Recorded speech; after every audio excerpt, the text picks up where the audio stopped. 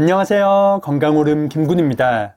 나이가 들면 뇌세포가 퇴화되면서 기억력 감소나 인지력 감퇴 등을 경험할 수 있습니다. 많은 전문가들은 이런 증상을 예방하고 건강한 뇌를 지키기 위해 음식의 선택이 가장 중요하다고 말합니다. 특히 아침에 어떤 음식을 먹느냐에 따라 하루 컨디션은 물론 뇌 건강에도 큰 영향을 줄 수 있습니다. 그래서 오늘은 사람들이 무심코 먹는 아침에 먹으면 뇌 건강을 망치는 최악의 음식과 최고의 음식에 대해 알아보겠습니다.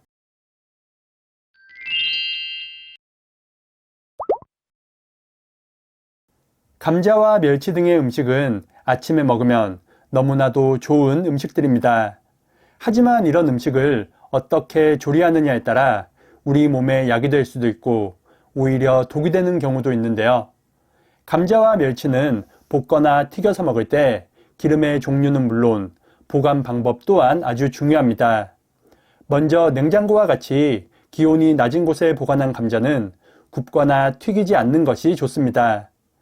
감자를 낮은 온도에서 보관하면 감자 속 환원당이 증가하기 때문인데요. 이렇게 증가한 환원당은 고온에 노출되면 감자의 아스파라긴과 결합하여 아크릴아마이드를 만들 수 있습니다. 아크릴아마이드는 국제암연구소가 지정한 발암 추정 물질로 환원당이 풍부해진 감자를 120도 이상의 고온에서 가열할 때 생깁니다. 볶음 요리의 온도는 불의 색이나 팬의 종류에 따라 다르지만 보통 120도에서 200도 사이이며 튀김 요리는 160도에서 250도 사이입니다. 때문에 냉장 또는 냉동 보관했던 감자를 볶거나 튀겨서 먹는다면 아크릴아마이드로 인해 암과 치매 발병률을 크게 높입니다. 혹시 감자를 냉장고에 보관했다면 볶거나 튀기지 말고 삶거나 쪄서 드시는 것이 좋습니다.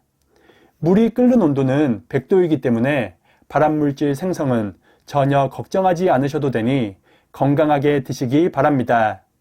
그리고 멸치와 같은 음식을 볶을 때 어떤 기름을 사용하느냐도 매우 중요합니다. 고소한 맛을 위해 참기름이나 들기름을 넣는다면 그 위험성은 훨씬 높아지는데요. 참기름과 들기름의 발연점은 약 170도로 발연점을 넘어서면 가장 강력한 발암물질인 벤조피렌이 생성됩니다. 벤조피렌은 국제암연구소에서 2006년부터 지정한 1급 발암물질로 분류상 최고로 위험한 발암물질 중 하나입니다. 1급 발암물질로는 벤조피렌 이외에도 담배와 석면, 비소와 카드뮴 등 암을 유발한다는 증거가 충분히 입증된 물질들입니다. 때문에 볶음이나 튀김 요리 시 참기름과 들기름을 넣는다면 요리 온도에 따라 건강을 망치는 최악의 음식이 될 수 있습니다.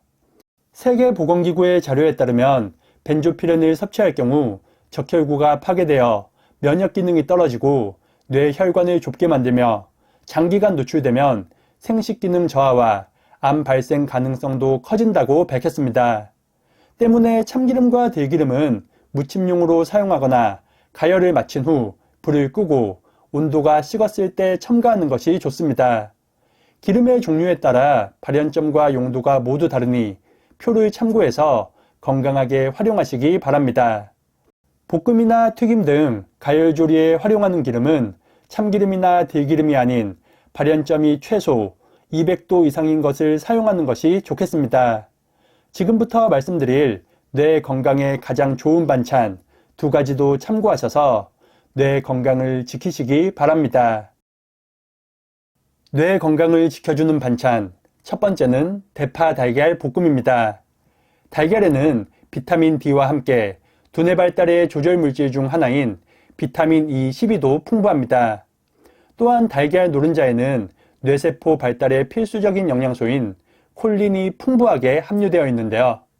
이런 달걀을 대파와 같이 볶아서 먹는다면 맛은 물론 뇌 건강에 더욱 큰 도움을 줄 수 있습니다. 대파에는 항산화 효과가 뛰어난 비타민 C와 알리신 성분이 풍부하게 함유되어 있습니다. 이 성분들은 지질과 결합하면 혈전의 생성을 막아 혈액순환을 원활하게 하며 피를 맑게 해주는 효과가 있습니다. 때문에 달걀과 대파를 같이 볶아서 먹는다면 뇌 혈관을 깨끗하게 하여 뇌 건강에 큰 도움을 줄 수 있습니다.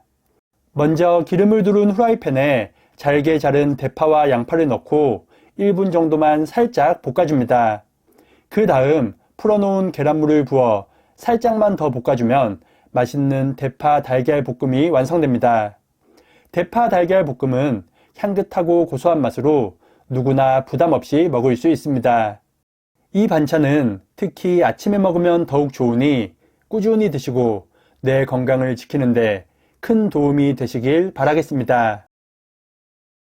두 번째는 들기름 콩나물국입니다. 콩나물의 풍부한 레시틴과 가바 성분은 뇌세포의 활성화와 뇌 기능 퇴화를 막아주는 성분입니다. 레시틴 성분은 뇌세포 간의 신경 전달 물질인 아세틸콜린의 주 원료로 뇌 기능을 활성화시키는데요.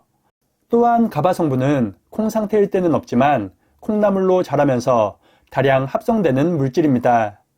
가바는 뇌 혈류 개선과 산소 공급 증가, 뇌세포 대사를 촉진하여 기억력 증진과 치매 예방에 아주 효과적입니다. 이렇게 뇌세포를 활성화하여 치매 예방에 도움을 주는 콩나물도 그냥 먹을 경우 그 효능을 발휘하기 어렵습니다. 특히 콩나물국을 끓일 때 콩나물을 5분 이상 끓이게 되면 대부분의 유효 성분들이 파괴되니 끓이는 시간은 5분을 넘기지 않는 것이 좋습니다. 그리고 콩나물국에 들기름을 추가해서 먹는다면 치매 예방 효과를 더욱 높일 수 있습니다. 들기름은 식물성 기름 중 오메가3 지방산의 일종인 알파-리놀렌산을 가장 많이 함유하고 있습니다. 이 성분은 뇌에서 치매 유발 물질인 베타 아밀로이드를 분해하여 치매 예방과 치료에 도움을 주는 성분입니다. 부산대학교 등의 연구에 따르면 여러 종류의 식물성 기름을 실험한 결과 들기름이 인지능력 손상을 가장 효과적으로 개선하였다고 밝혔습니다. 또한 콩나물에 함유된 레시틴은 기름에 녹는 지용성으로 들기름과 같이 먹으면 그 흡수율이 크게 증가하니 고소한 들기름 콩나물국으로 뇌 건강을 지키시기 바랍니다.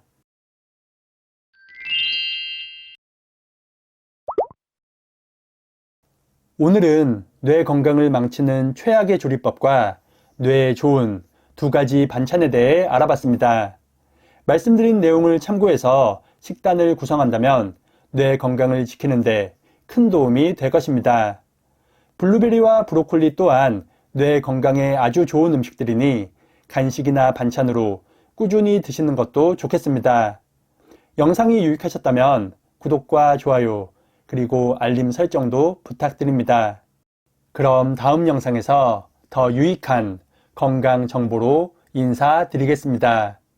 오늘 하루도 건강하세요.